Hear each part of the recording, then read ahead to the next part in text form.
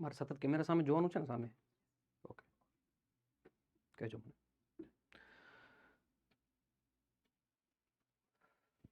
સમગ્ર ગુજરાતના સ્પર્ધાત્મક પરીક્ષા સાથે જોડાયેલા વિદ્યાર્થીઓને મારા નમસ્કાર. મોતી સમોનો ઉજલો, ચંદન સમોન કાષ્ઠ, કરણી સમોન દેવતા અને ગીતા સમોન પાઠ. મારું નામ પાર્થભાઈ વિશ્રામભાઈ ગઢવી, મોટા લાજા, માંડવી, કચ્છથી. સૌપ્રથમ હું આભાર માનીશ આદરણીય યશપાલભાઈનો, વિદ્યાપીઠ એપ્લિકેશનના ઓનર તથા આલાપ ડિજિટલ એકેડમી પ્લેટફોર્મના ઓનર શ્રી મનનભાઈ પટેલનો. વિદ્યાર્થી મિત્રો, જેમ મેં ટાઇટલ આપ્યું છે એમ no book list, no syllabus, just chill. આજની આ મારો એક ધ્યેય વાક્ય છે કે મારે અહીંયા નથી તમારી સાથે સિલેબસની ચર્ચા કરવી, નથી તમારી સાથે કોઈ પણ પ્રકારના બુક સોર્સની ચિંતા કરવી, નથી એ પ્રકારની ચર્ચા કરવી. માત્ર ને માત્ર આપણે તમારી તૈયારીને કેવી રીતે વધારે ધારદાર, કેવી રીતે વધારે અસરકારક બનાવી શકીએ એ બાબતની મારે ચર્ચા કરવી છે. તો આપણે આવનારો અડધોથી પોણો કલાક આ ચર્ચા એક હેલ્થી ચર્ચા કરશું, જેને આમાંથી હું કોઈ બુક સોર્સ કે બુક લિસ્ટ આપવાનું નથી, પરંતુ તમે તમારા રિસોર્સનો કેવી રીતે મહત્તમ ઉપયોગ કરી શકો, તમારી તૈયારીને કેવી સ્વસ્થ ચિત્તે અને કેવી રીતે ધારદાર કરી શકો એ બાબતનું હું તમને ગાઈડન્સ આપવાનો છું. મિત્રો, સૌથી પહેલાં અત્યારે જે આખું ટોક ઓફ ધી ટાઉન બન્યું છે કે નવી પોલીસ ભરતીની પરીક્ષા, નવી સીસીની પરીક્ષા અને પંચાયત ભરતીના પણ ભણકારા વાગી રહ્યા છે. તો એ પરીક્ષા દરમિયાન હવે સમય ઓછો છે. ઘણીવાર એવા ડર લાગે આપણને કે બુક લિસ્ટને કેવી રીતે તૈયાર કરશું, કેવી રીતે આપણે આખા સિલેબસને પહોંચી વળશું. તો એક પ્રકારનો ડરનો માહોલ હોય, સ્વાભાવિક છે. હું તૈયારી કરતો હતો ત્યારે હતો અને તમે તૈયારી કરી રહ્યા છો ત્યારે હોય, તો એમાં નવાઈની વાત નથી. બીજો કે ડરનો સામનો કેવી રીતે કરવો. જો ડર હોય તો એનું કારણે એમનો સામનો કરી શકાય એવી પણ બાબતો હોય કે જેનાથી આપણે એમનો ઉપચાર મેળવી શકીએ. તો એ ડરનો સામનો કેવી રીતે કરવો અથવા આત્મવિશ્વાસને કેવી રીતે બિલ્ડઅપ કરવો. ત્રીજી વાત કે ઘણા મિત્રો માત્ર ને માત્ર સરકારી નોકરીને જ પોતાના જીવનનું ધ્યેય માને છે. જો સરકારી નોકરી નહીં મળે તો હું શું કરીશ, તો એ જ વિચારોમાંથી ધીમે ધીમે ડિપ્રેશનમાં ધકેલાય છે અને છાશવારે એવી કમનસીબ ઘટનાઓ બનતી રહે છે કે એ આત્મહત્યા જેવું પગલું ભરી લેતા હોય છે. તો ખરેખર એ આપણા સૌ માટે, આખા સમાજ માટે એક કમનસીબ ઘટના છે. અને ચોથી વાત, ડિપ્રેશનનું નિવારણ આપણે કઈ રીતે કરી શકીએ. તો મુખ્યત્વે આ 4 બાબતો ઉપર હું આપ સાથે અડધીથી પોણી કલાક ચર્ચા કરવાનો છું. તો મિત્રો, બહુ આનંદ થશે. ચર્ચાને સ્ટાર્ટ કરીએ. તો પરીક્ષા સમયે ડર. મારી દૃષ્ટિએ જો મને કોઈ પૂછે કે પરીક્ષા સમયે તમને ડર શા માટે લાગે છે અથવા એક વિદ્યાર્થીને ડર શા માટે લાગે, તો ડરનું એક કારણ મારી દૃષ્ટિએ એક છે કે એની ખોટી મહત્વાકાંક્ષા. જેટલી એનામાં ક્ષમતા છે એના કરતાં એ વધારે જો ઊંચું લક્ષ્યને નિર્ધારણ કરી લે. હું કોઈ તમને ડિમોટિવેટ કરવા નથી આવ્યો, પરંતુ તમે વિચારો, ગિરનાર 9,999 પગથિયા એટલે ઓલમોસ્ટ 10,000 પગથિયાનો છે. તો એને કૂદકે તમે જો ચડશો તો તમે થાકી જશો, પરંતુ જો સ્ટેપ બાય સ્ટેપ ચડશો તો સ્વાભાવિક છે કે તમે એ શિખર પર જઈને દત્ત મહારાજના દર્શન પણ કરી શકશો. તો ખોટી મહત્વાકાંક્ષા, આપણે એજ્યુકેશનલ બેકગ્રાઉન્ડ બહુ સારું ન રહ્યું હોય અને આપણે સીધું કલેક્ટર બનવાના કે એસપી બનવાના અબરખા સેવીએ, તો મારી દૃષ્ટિએ એ આપણી મહત્વાકાંક્ષા ખોટી છે, અથવા તો આપણે એના માટે હજી પૂર્ણ રીતે પ્રિપેર્ડ નથી. કારણ કે એ પરીક્ષાઓ કંઈક વિશેષ માંગી લે છે તમારી પાસેથી. તો સૌથી પહેલાં તમારી જાત ઉપર ખોટી મહત્વાકાંક્ષા ન લાદશો. એવું જરાય રીલ્સના ચક્કરમાં કે આઈએએસ એન્ટ્રી, રોયલ એન્ટ્રી જેવા ચક્કરમાં તમે ન પડશો. તમે તમારી તૈયારીને બેઝિકથી શરૂઆત કરજો, બેઝિક બુક્સથી શરૂઆત કરજો અને ધીમે ધીમે તેનું લેવલઅપ કરતા જશો. બીજી વાત છે લક્ષ્ય પ્રમાણેની મહેનત ન હોવી. છાશવારે મારે ગાંધીનગર આવવાનું થાય છે તો હું ઘણીવાર જોતો હોઉં છું કે 400-500 કિલોમીટરથી અથવા ગુજરાતના છેવાડાએથી વિદ્યાર્થીઓ અહીંયા આવે છે, પરંતુ અહીંયા આવી અને કલાકોના કલાકો નિરર્થક ચર્ચામાં, કઈ ભરતી ક્યારે આવશે એની ચર્ચામાં અને બીજી અન્ય પ્રવૃત્તિઓમાં એ લોકો પોતાનો સમય વેડફી દેતા હોય છે. તો જો લક્ષ્ય છે તો એ પ્રમાણે આજે તમે વિચાર કરો, કોન્સ્ટેબલ જેવી પરીક્ષા પણ તમારો 6 થી 8 કલાકનું સારું વાંચન માંગી લે છે. તો મારી દૃષ્ટિએ લક્ષ્ય નિર્ધારણ કર્યા પછી લક્ષ્ય પ્રમાણેની મહેનત ન હોવી એ પણ એક મોટું કારણ છે વિદ્યાર્થીઓમાં ડરનું. ત્રીજી વાત કરું કે જે સમય 2015 2020નો જે સમયગાળો હતો કે જે સમયગાળા દરમિયાન લગભગ આજે જે અધિકારીઓ બેઠા છે એ બધા એ સમયગાળા દરમિયાન તૈયારીઓ કરી હતી. તો એ સમયગાળા દરમિયાન રિસોર્સિસ બહુ ઓછા હતા, સાથે સાથે જ ફેકલ્ટીઝ બહુ ઓછી હતી. હવે શું થયું છે કે હવે ઓવર રિસોર્સિસ થઈ ગયા છે. એટલે જ્યારે જ્યારે જ્યારે આ વિદ્યાર્થી પોતાના તૈયારી કાળમાં પ્રવેશ કરી રહ્યો હોય ત્યારે એના માટે બહુ અઘરું બને છે કે કયા વિષયને હું પ્રાધાન્ય આપું, કયો બુક સોર્સ વાંચું, કયા ફેકલ્ટી પાસે ભણું, કઈ એપ્લિકેશન લઉં, કયા ક્લાસીસ જો જોઈન કરવા હોય તો કયા ક્લાસીસ જોઈન કરું. તો આ બધી જે પ્રશ્નો છે એ વિદ્યાર્થીઓના મનમાં રહે છે. એટલે કે ચોક્કસ પ્રકારનો એમની પાસે માર્ગદર્શનનો અભાવ હોય છે. તો મારી દ્રષ્ટિએ કે તમે તૈયારી કરવા આવો એના પહેલાં તમારા આજુબાજુમાંથી અથવા તમારા જાણીતામાંથી કોઈ સફળ થયું હોય તો બિલકુલથી એનો અભિપ્રાય લેશો, એમને પણ ગમશે અને તમારી તૈયારીને પણ સચોટ માર્ગદર્શન મળી રહેશે. તો હાલની જે સમસ્યા છે કે lots of book source and digital material એ વિદ્યાર્થીઓને ચિંતામાં એક જાતનો મોટો ભાગ ભજવે છે. બીજું છે સતત નિષ્ફળતા. ઘણીવાર સતત પ્રિલિમ્સની નિષ્ફળતા હોય, પછી પ્રિલિમ્સ પાસ થઈ જવાય એટલે ઘણીવાર મેન્સની નિષ્ફળતાઓ હોય, ઇન્ટરવ્યૂ સુધી ઘણીવાર પહોંચાય અને થોડાક માર્ક્સથી પીડીએફમાં નામ ન આવ્યું હોય.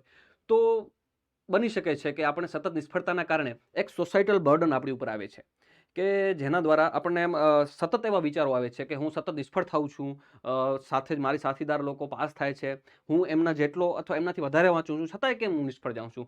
તો નિષ્ફળતા વારંવાર જાય પછી પણ વિદ્યાર્થીઓને આવનારી પરીક્ષાઓ માટે ડર લાગે છે. બીજું ઓવર થિંકિંગ.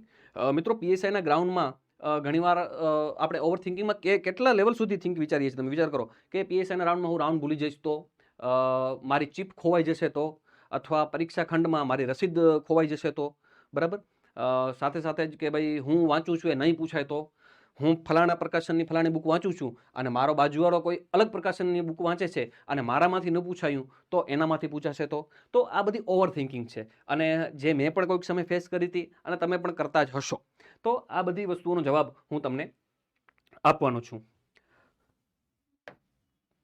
મિત્રો બીજો પ્રશ્ન કે જે પહેલા હતું કે ચિંતાનો ડરનો માહોલ વિદ્યાર્થીઓમાં હોય તો અથવા ઓછો આત્મવિશ્વાસ હોય તો એને કેવી રીતે વધારવો, તો એનો જવાબ લઈને હું આવી ગયો છું. મિત્રો પહેલાં તો મારે જવાબ આપવો છે ઓવર થિંકિંગનો, કે વિદ્યાર્થીઓ ઓવર થિંક કરે છે કે લોકો શું કહેશે. કારણ કે સ્વાભાવિક રીતે તમે જ્યારે ગ્રામીણ પૃષ્ઠભૂમિમાંથી આવો તો 2-3 વર્ષ મહેનત કરી હોય તો ધીમે ધીમે લોકો બેક બેટિંગ કરતા હોય, એટલે કે તમારા વિશે એવું કહેતા હોય કે જે પાસ નથી થતો અથવા જે પણ એમની, કારણ કે એ લોકો સ્પર્ધાત્મક પરીક્ષાની પૃષ્ઠભૂમિ સાથે જોડાયેલા નથી એટલે એ લોકો તમારી બાબતે આ બધી બાબતો કહેવાના જ છે. તો ઓવરથિંક કરવાનો તમારો હું તમને એક જ શ્રેષ્ઠ ઉપાય બતાવું કે લેટ યોર રિઝલ્ટ સ્પીક. તમારા પરિણામને બોલતો કરો. તમારે કોઈને જવાબ આપવાનો નથી. તમે ભલા, તમારો બુક ભલી અને નિશ્ચિત અને સમયબદ્ધ વાંચન, અને જ્યારે મિત્રો પીડીએફમાં નામ આવશે ત્યારે એ જ લોકોનું તમારું પહેલું સ્ટેટસ મૂકનારા હશે. તો તમારા રિઝલ્ટને બોલવા દો, તમારા પરિણામને બોલવા દો. એવું નથી કે લોકો તમને ખરાબ કહેશે અને તમે ડિપ્રેશનમાં આવી જશો અથવા ચિંતામાં આવી જશો તો તમે તમારું પરફોર્મ નહીં કરી શકો. તમે એક જ બાબતથી વિચાર કરો, તમે સ્પર્ધાત્મક પરીક્ષાથી 1 વર્ષથી 2 વર્ષથી 3 વર્ષથી 5 વર્ષથી જેટલા વર્ષથી જોડાયેલા હશો, તમારા માતા પિતા સિવાય તમારું કેર કરનારું કોઈ નથી મિત્રો. તો શા માટે લોકોનું સાંભળવું? તેઓને તમારી કોઈ દરકાર નથી, તેઓને તમારી કોઈ કાળજી નથી, બરાબર. એનો છોકરો કે એનો છોકરી નહીં ભણતા હોય છતાં એ લોકો ગામની ચિંતા કરશે. તો મારી દૃષ્ટિએ તૈયારી કાળમાં જરાય પણ જે સોસાયટલ પ્રેશર છે એ તમારે જરાય પણ લેવાનું નથી, બરાબર. સાથે સાથે પોતાના વિશે એવી બધી બાબતો કે હું પાસ થવાનો છું, હું આ ભરતી હું પાડી જ દઈશ, બરાબર. એવા નવા સ્ટેટ્સો મૂકવા કે ખાખી જ ખપે તો ખાખી ખપે. તો એ બધી બાબતો છે એ મિત્રો જે મેં અગાઉ વાત કરી કે લેટ યોર રિઝલ્ટ સ્પીક. તમારા રિઝલ્ટને તમે બોલવા દો, બરાબર. ઈશ્વરની કૃપાથી, મારા ઈષ્ટ આશાપુરાની કૃપાથી મારું સીસી એ ગ્રુપમાં નામ આવ્યું 569 રેન્ક સાથે. સીસી બી ગ્રુપમાં પણ નામ હતું જે મેં ઓપ્ટ આઉટ કરી, અને કોન્સ્ટેબલની પરીક્ષામાં પણ 146 માર્ક્સ થતા હતા તેમાં પણ મેં ઓપ્ટ આઉટ કર્યું. એટલે આ 3 પરીક્ષાનો મારો એવો નાનો એવો અનુભવ છે.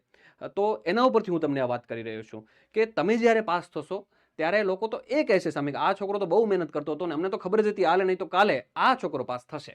તો એ શબ્દો બદલાઈ જશે અને એ શબ્દો બદલવાની તાકાત પીડીએફમાં રહેલા તમારા નામની છે. તો બિલકુલ એ ચિંતા કરવાની તમારે જરૂર નથી કે લોકો શું કહેતા હશે. Just focus on your studies. વાત નંબર 2 કે વાંચનમાં ડિસિપ્લિન. મિત્રો એવી કોઈ મોટી પરીક્ષા કે મોટી સફળતા મેં નથી મેળવી, પરંતુ હું જે આ સ્થિતિ હું કહી રહ્યો છું એ સ્થિતિ મારી હતી ક્યારેક. તો વાંચનમાં discipline.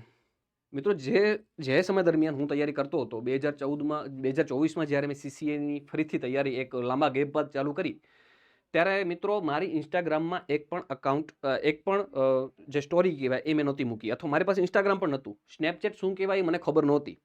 I am very true to myself. હું મારી જાત સાથે બહુ સત્યતાથી રજૂ થઉં છું તમારી સાથે.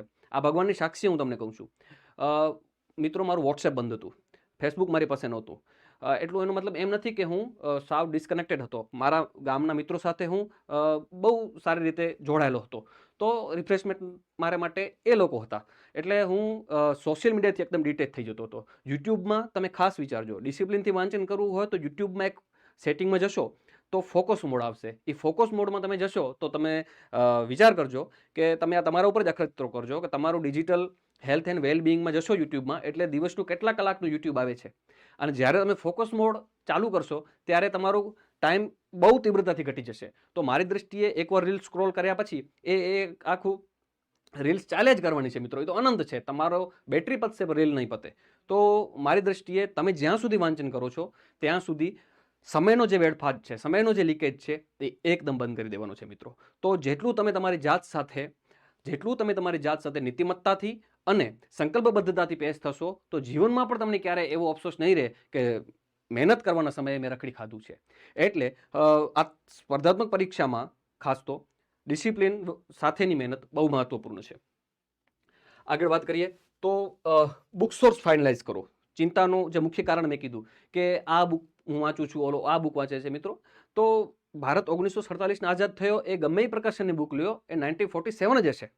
તમારે કોઈ ચિંતા કરવાની જરૂર નથી. અને ઘણીવાર શરૂઆતની કાળ હોય જ્યારે વિદ્યાર્થીઓની આ સ્પર્ધાત્મક પરીક્ષાના ક્ષેત્રમાં, ત્યારે બહુ બલ્કી બુક લેતા હોય છે. મિત્રો, તમે વિચાર કરો, આ એક હ્યુમન ટેન્ડન્સી છે. જેટલી જાડી બુક તો એમાં બધું આવી જશે, પણ આ બધું આવી જશે પણ તમે 500, 700, 1000 પાનાની બુક પૂરી કરશો તો એનું રિવિઝન ક્યારે કરશો? તો આ વાત બહુ મહત્વની છે. રિસોર્સિસ ઓછા રાખો, એને એકવાર ફાઇનલાઇઝ કરો. ત્યારબાદ સૌથી અગત્યની વાત, આજે માર્કેટમાં સૌથી વધારે એવું છે કે આ કોર્સ નહીં આ કોર્સ લ્યો, આ બુક નહીં આ બુક લ્યો. આમાંથી બહુ પૂછાય છે. મિત્રો, તમે જે બુક સાથે કમ્ફર્ટેબલ હોય, લોકો સામાન્ય રીતે જે બુક વાપરતા હોય, ચલણમાં હોય, મતલબ બુક લાઇબ્રેરીમાં અથવા જ્યાં તમે ખરીદવા જાઓ ત્યાં મળતી હોય એનો મતલબ કે બુક ચલણમાં છે, બરાબર. સાથે સાથે જે વ્યક્તિ પાસેથી શીખવામાં તમને મજા આવતી હોય, મારે અહીંયા કોઈ વ્યક્તિગત કોમેન્ટ નથી કરવી કે કોની પાસેથી શીખો, પણ જે વ્યક્તિ પાસેથી તમને શીખવામાં મજા આવતી હોય, be it in market or not, તમે એના પાસેથી શીખો. તમને at the end of the day તમને ખબર પડવી જોઈએ, તમને શીખવવું જોઈએ, તમને એવું થવું જોઈએ કે હા કાંઈક ગળામાં કાંઈક પડે છે. તો કોઈ અન્યની નહીં પણ પોતાના જ બુક સોર્સ પોતે બનાવવાની જાતે, અને એને સ્ટીક રહેવાનું. અને જાજે પાનાવાળી કે બહુ મોટી બલ્કી બુક ખરીદવાની જરાય જરૂર નથી. I am talking about CC and constable, સાથે સાથે પંચાયત ભરતી, બરાબર. ત્રીજી વાત કે સિલેબસને વેઇટેજ પ્રમાણે વાંચો. લોકો ઘણીવાર પોતાને ગમતો વિષય હોય તો એને જેને કહેવાય કે આખો દિવસ વાંચતા હોય. ગણિત રીઝનિંગનો વેટેજ વધારે છે, બરાબર, બંધારણનું વેટેજ વધારે છે, તો એમને ન ગમતું હોય અથવા એને એવું થતું હોય કે આ વિષય કરતાં આ વિષયમાંથી વધારે પૂછાશે, એ સિલેબસ તો જુએ નહીં. તો મારી દૃષ્ટિએ જે પરીક્ષાઓમાં સિલેબસ હોય તો એ સિલેબસનું પહેલું જ્ઞાન આપણને પ્રાથમિક રીતે હોવું જોઈએ. જે યુદ્ધ આપણે લડવા જઈ રહ્યા છીએ તો એ રણભેનાની આખી ભૌગોલિક પરિસ્થિતિઓ આપણને ખબર હોવી જોઈએ. તો મારી દૃષ્ટિએ સિલેબસ તમારે તૈયાર કરવાનો છે, સિલેબસમાંથી બુક સોર્સ તમારે તૈયાર કરવાનો છે, અને બુક સોર્સ એને જ તમારે વળગી રહેવાનું છે. આ બુક સોર્સ માટે મેં તમને અગાઉ કહ્યું એમ તમારા સિનિયર્સની, જે પાસ થયેલા છે એ લોકોની ખાસ તો, અને જેને બહુડી પરીક્ષાનો અનુભવ છે એની તમારે સલાહ લેવાની છે, બરાબર. સાથે જ મિત્રો, આ આખી સાયકલમાં જો વિદ્યાર્થીઓને સૌથી વધારે ડર હોય તો એ મેથ્સ, રીઝનિંગ,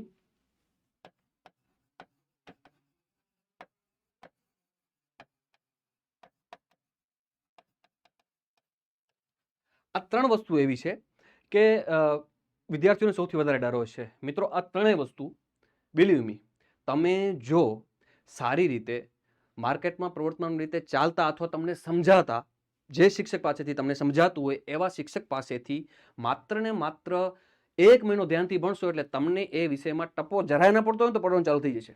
તમને જે પણ સમજાતું હોય બરાબર. તો મેથ્સ, રિઝનિંગ અને ઇંગ્લિશ માટે હું મારી સલાહ આપું તો સીસી મેન્સમાં ગ્રુપ એમાં ઇંગ્લિશમાં મને 64 માર્ક્સ હતા ઇંગ્લિશના પેપરમાં. જે લોકોએ મેન્સ આપી હશે એને ખબર છે 64 માર્ક્સ એક બહુ સારા માર્ક્સ કહેવાય. તો ઈશ્વર કૃપાથી હું એ અંક સુધી પહોંચ્યો. ઇંગ્લિશ માટે હું તમને અંગત સલાહ આપું મારી, તો વિદ્યાર્થી મિત્રો તમારા ટેન્સ અને એક્ટિવ પેસિવ ચાલુ કરો.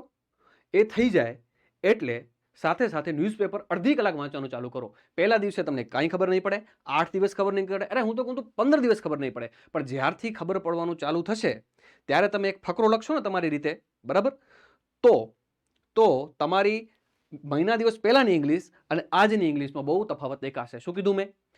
મેથ્સ, રિઝનિંગ માટે તમારે ગમતા શિક્ષક જેનાથી તમને સમજાવતું હોય એમની પાસેથી તમે ભણો. મહિના દિવસ પછી તમને એમાં ઇમ્પ્રુવમેન્ટ દેખાશે, તમે પ્રશ્ન સોલ્વ કરતા થશો. બીજી વાત, ઇંગ્લિશ માટે ટેન્સ અને એક્ટિવ પેસિવ શીખો. એક્ટિવ પેસિવ અને ટેન્સ શીખ્યા પછી સાથે સાથે ન્યૂઝપેપર વાંચવાનું ચાલુ કરો. ડેલી અડધો કલાક. મિત્રો તમે અડધો કલાક 1 મહિના સુધી વાંચશો એટલે 100% હું આ અનુભવજન્ય વાત છે કહું છું કે તમે 1 મહિના પછી સારામાં સારો લેટર, સારામાં સારો અહેવાલ લખવા માટે સમર્થ બની ચૂક્યા હશો. પણ 1 મહિનો તમારે, જેને કહેવાય કે કાંઈ પહેલા 8 દિવસ કાંઈ નહીં સમજાશે, એના ટેન્સ ઉપર ભાર આપવાનું, કયા ટેન્સમાં છે, વર્બ હોય નવું તો વર્બ ઉપર ભાર આપવાનું, બરાબર. તો એ તમે કરશો તો હું ખાતરીપૂર્વક કહી શકું છું કે 1 મહિના પછી તમારી ઇંગ્લિશમાં સારો ઇમ્પ્રુવમેન્ટ આવશે અને તમારો આત્મવિશ્વાસ બિલ્ડઅપ થશે. સારા એક જે પણ શિક્ષક પાસેથી તમને સમજાય છે એ શિક્ષક પાસે તમે મેથ્સ, રિઝનિંગ શીખશો, ધીમે ધીમે ક્વેશ્ચન સોલ્વ કરશો તો તમારો આત્મવિશ્વાસ એમાં પણ વધશે. લગભગ આ કારણ છે લોકોનું ફેલ થવાનું અને ડિસિપ્લિનનું કારણ. આ 2 કારણ એમના મુખ્ય કારણ છે. સાથે સાથે ઓવર થિંકિંગનું કારણ છે, એ પણ ત્રીજું કારણ છે. બીજું, સાથે પ્રીવિયસ યર્સના પેપર. મિત્રો ગાઈડલાઈન તમને ખબર છે, બરાબર. તમને દિલ્હી જવું હોય અથવા કાશ્મીર ફરવા જવું હોય તો ગુજરાતથી ઉત્તર તરફ જવું પડશે તમારે. તમે દક્ષિણમાં જશો તો ક્યારે પણ દિલ્હી નહીં આવે, કાશ્મીર નહીં આવે. હા આવશે, તમે આખું પૂર્ણ ચક્કર પૂરું કરશો ત્યાં સુધી આવશે, ત્યાં સુધી વર્ષો વીતી ગયા હશે. તો મારી દૃષ્ટિએ પ્રીવિયસ યર્સ પેપર છે એ તમને દિશા બતાવે છે કે આ દિશામાં તમારે મહેનત કરવાની છે. તમારા બુક સોર્સને વાંચતા જાઓ, સાથે સાથે પ્રીવિયસ યરના પેપર સોલ્વ કરતા જાઓ. જે પ્રશ્નો હોય, આજે તો માર્કેટમાં વિષય વાઇઝ અલગ અલગ હોય એવી પણ એક કમ્બાઇન્ડ બુક મળે છે કે બંધારણ તો બંધારણના અલગ પ્રશ્નો, ઇતિહાસ તો ઇતિહાસના અલગ પ્રશ્નો, ગણિત, રિઝનિંગ તો એના અલગ પ્રશ્નો. તો મિત્રો જે વિશે તમે વાંચો છો અને પ્રીવિયસ યર્સ પેપરને સોલ્વ કરો તો તમને ખબર પડશે કે હું ક્યાં ઊભું છું, બરાબર ને. પરીક્ષાની ડિમાન્ડ શું છે, તો કોન્ફિડન્સ બિલ્ડ કરવાનો આ સારામાં સારું સાધન કે તમે જ્યારે પ્રીવિયસ યર્સ પેપરના પ્રશ્ન સોલ્વ કરશો ને ત્યારે તમને એમ થશે હા પરીક્ષાની જે ડિમાન્ડ છે એ મુજબ હું વાંચું છું, મારા પ્રશ્નો સોલ્વ થાય છે, તો તમારો ડર ઓટોમેટિકલી ભાગશે. ત્રીજું, ટેસ્ટ. તમે જ્યાં પણ હોય મોક ટેસ્ટ એક બહુ અગત્યનો ભાગ ભજવે છે, બરાબર. તો હું જે વખતે સીસીની તૈયારી કરતો હતો તે વખતે હું મેથ્સ, રિઝનિંગના મોક ટેસ્ટ આપતો, બરાબર. તો એ ટેસ્ટમાં મને 72 થી 75 માર્ક આવતા. એ ટેસ્ટ એક સારા લેવલના હતા, અઘરા લેવલના હતા. અને ખરેખર મને મારી સીસીની પરીક્ષા ત્યારે મને ખરેખર 75 માર્ક્સ આવ્યા. તો હું પ્રશ્નોની જે તીવ્રતા હોય એ અઘરા છે કે સહેલા એનાથી હું ડરતો જ નહીં ક્યારે.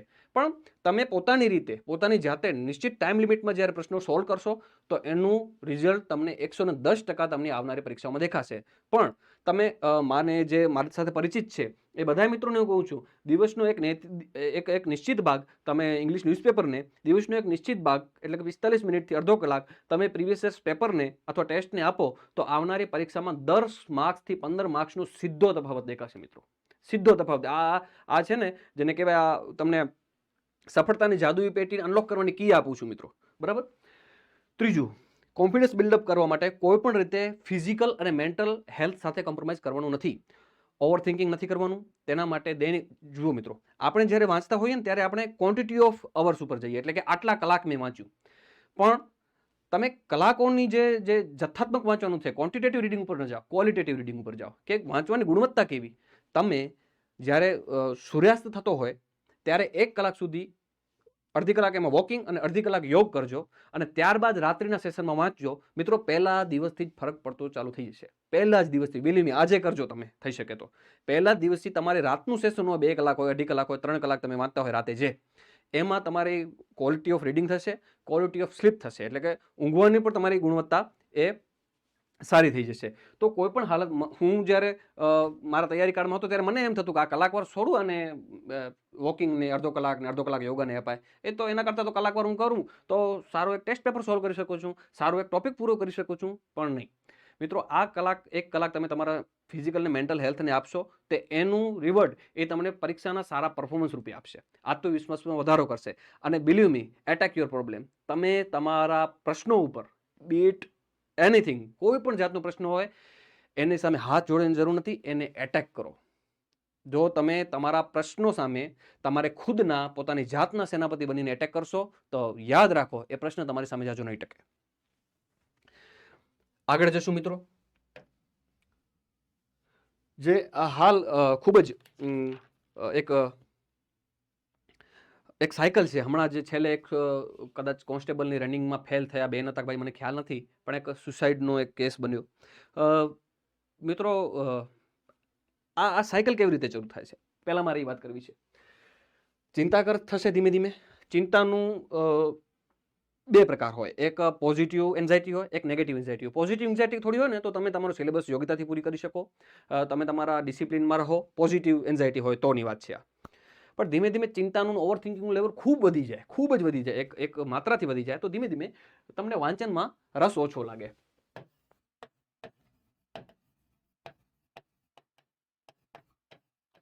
વાંચનમાં ઓછો રસ લાગે, તમને મિત્રો સાથે રહેવાનું ને એવી બધી મજા આવતી લાગે, અને સોશિયલ મીડિયા તમે વધારે ને વધારે સ્ક્રોલ કરતા જાઓ તો એવું બધું બને છે.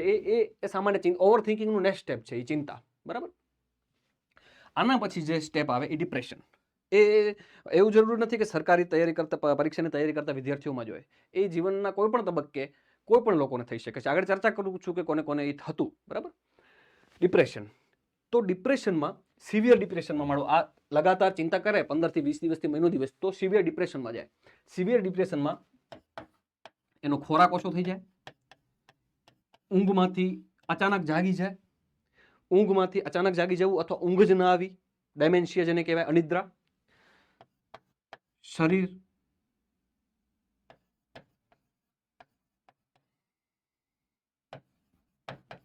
શરીરમાં થાક અનુભવાય, વજન ઘટે. ચિંતા પછીનું નેક્સ્ટ સ્ટેપ આ છે, શરીરમાં થાક આવે, વજન ઘટે, ખોરાક ઓછો થઈ જાય, ભૂખ જ ન લાગે, અને ઊંઘની ક્વોલિટી ઘટે, અથવા તમે ઓચિંતાના સફાળા જાગી જાઓ રાતે. આ બધા ડિપ્રેશનના લક્ષણો છે મિત્રો. હું આશા કરું છું કે આમાંથી તમે જોયેલામાંથી કોઈ ફીલ નહીં કરી રહ્યો હોય, પણ કદાચ કરી રહ્યા હશો તો આ બધા એના લક્ષણો છે. બરાબર. આના પછી વ્યક્તિ આવે છે આત્મહત્યા ઉપર. જે છાસવારે બનતી ઘટનાઓ છે. વિદ્યાર્થીઓમાં 10મા 12મા બોર્ડના રિઝલ્ટ હવે ટૂંક સમયમાં આવશે, પરીક્ષા આવશે. બરાબર. આપણી સ્પર્ધાત્મક પરીક્ષાઓ છે. મિત્રો, આ સરકારી નોકરી જે છે એ માત્ર ને માત્ર એક નોકરી છે. હા, બની શકે કે તમે એવા પૃષ્ઠભૂમિમાંથી આવતા હશો, એવા તમે બેકગ્રાઉન્ડમાંથી આવતા હશો કે તમે સરકારી નોકરીમાં પાસ થઈ જાઓ, એનો ક્વોલિફાય થઈ જાઓ તો બની શકે છે કે તમારું સામાજિક ને આર્થિક પૃષ્ઠભૂમિ બદલાઈ જાય.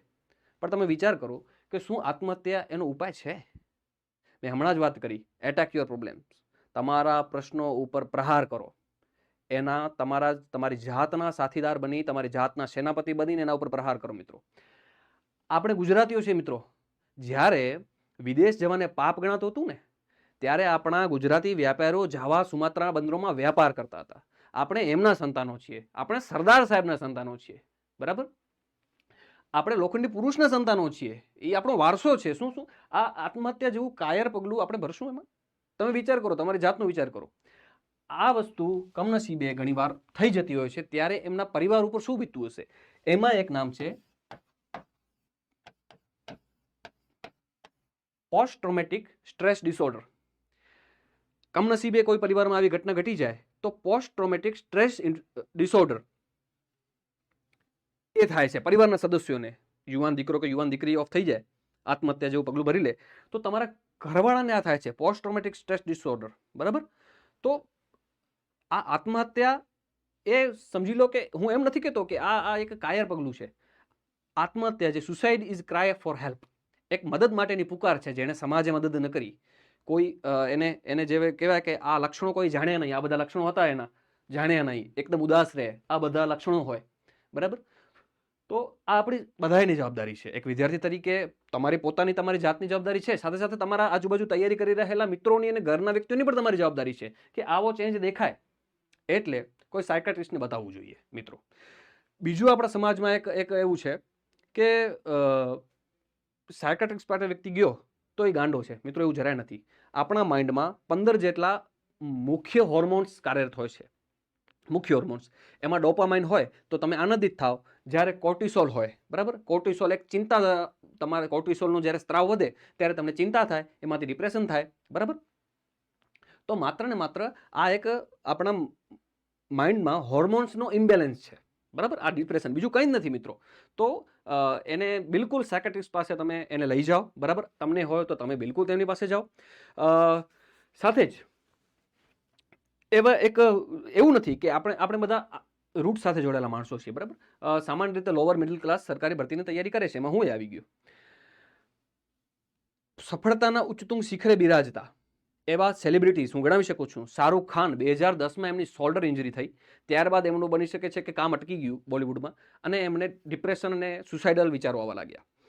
સાથે સાથે જ 2014માં જ્યારે વિરાટ કોહલી ઇંગ્લેન્ડ ક્રિકેટના દોરા ઉપર હતા ત્યારે એમણે કીધું કે I was felt that I was loneliest person in world. હું દુનિયામાં સૌથી એકલો વ્યક્તિ હું, એવું મને લાગતું હતું. વિચાર કરો, જે વ્યક્તિનું હજારો કરોડોનો એમ્પાયર હોય, જેની સાથે સેલ્ફી લેવા માટે લોકો તરસતા હોય, જેને જોવા માટે લોકો કલાકો લાઈનમાં ઊભા રહેલા હોય, એ વ્યક્તિનું આ સ્ટેટમેન્ટ છે કે 2014માં દુનિયાનો સૌથી એકલપણું અનુભવતો વ્યક્તિ એ હું છું. વિરાટ કોહલીના શબ્દો છે, મારા શબ્દો નથી. સાથે સાથે જ ઓલિમ્પિક જે રમતો છે એમાં માઇકલ ફેલ્પ્સનું નામ તમે સાંભળ્યું હશે. 28 ગોલ્ડ મેડલ વિજેતા સ્વિમિંગમાં, 28 ટોટલ મેડલ વિજેતા. એમાં મોટો એનો પોર્શન ગોલ્ડ મેડલ હતો. ટોટલ 28 મેડલ હતા અને એનો એક મોટો પોર્શન ગોલ્ડ મેડલ હતો. એણે પણ ડિપ્રેશન અને સુસાઇડલ ટેન્ડન્સી એનામાં પણ જોવા મળીએ છે મિત્રો. એમની પાસે તો આપણાથી કેટલા વધારે સમૃદ્ધિ છે, કેટલા વધારે રિસોર્સિસ છે, કેટલા વધારે એમની પાસે એમના પરિચિતો અને એમના મિત્રો અને ફેમિલીવાળા છે, છતાં એમને થયું. મિકા સિંહ જે છે એમને પણ એક બાયપોલર ડિસઓર્ડર નામની બીમારી થઈ હતી, માનસિક બીમારી. તો એ લોકો ગાંડા નથી. તમારી દ્રષ્ટિએ લોકો ગાંડા છે? વિરાટ કોહલી ગાંડા છે? શાહરૂખ ખાન ગાંડા છે? ના, જરાય નહીં. પણ એ એક મેન્ટલ ફેસ હોય છે. જ્યારે તમે સતત નિષ્ફળતા કરી રહ્યો છો, વિરાટ કોહલીએ કીધું કે જ્યારે હું સતત એક ચેઇન બની જેમાં હું લો રન કરી રહ્યો હતો, બહુ ઓછા રન થતા હતા, ત્યારે મેં ડિપ્રેશન અનુભવ્યો, બરાબર. શોલ્ડર સર્જરીના કારણે શાહરૂખ ખાનને જ્યારે કામ મળવું બંધ થયું, હેલ્થ ઇસ્યુઝ થયા, ત્યારે એમને એવું થયું. તો આ એક એવી વસ્તુ છે કે કોઈ પણ વ્યક્તિ કોપઅપ કરી શકે છે એનાથી. જીવનમાં આવી પરિસ્થિતિ ઘણીવાર આવી શકે છે મિત્રો. જરાય ડરવાનું નથી. સરકારી પરીક્ષા એ એક મુકામ છે, ત્યાંથી વળી પાછી નવો મંજિલ ચાલુ થાય છે, બરાબર. તો સરકારી નોકરી ન મળવી એને જરાય તમે નાનપ ન અનુભવતા, એવું જરાય ન અનુભવતા, પોતાની પ્રતિષ્ઠાનો પ્રશ્ન એને ક્યારે ન બનાવશો મિત્રો. એ જ લોકો તમારી ઉપર વાતો કરશે કે જે લોકોના દીકરા દીકરીઓ અથવા પરિવારના સદસ્યોને આ સ્પર્ધાત્મક પરીક્ષા વિશે ખબર જ નથી. પોતે વાંચનારો વ્યક્તિ અથવા પોતે પાસ થયેલો જે વ્યક્તિ હોય એ તમારા ઉપર ક્યારે વાતો નહીં કરશે. સામે તમારી સાથે હમદર્દીથી પેશ આવશે, બરાબર. તો મારી દ્રષ્ટિએ તમારે ખંતપૂર્વક, પૂર્ણ સ્વસ્થતાથી વોકિંગ, રનિંગ અથવા યોગ બંને સાથે થઈ શકે તો બહુ બેસ્ટ છે.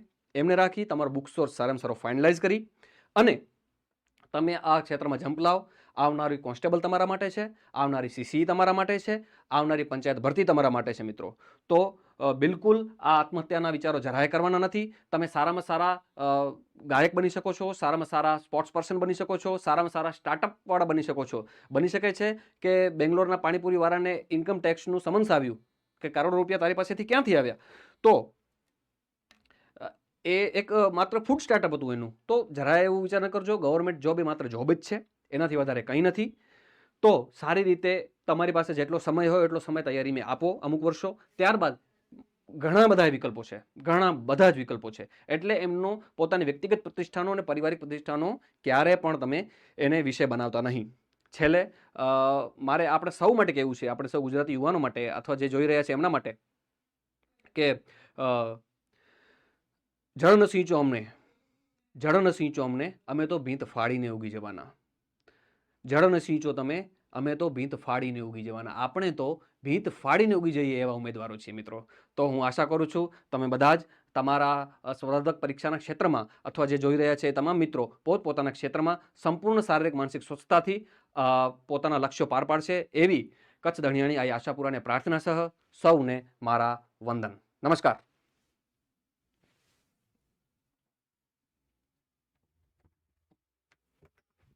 મનન સર.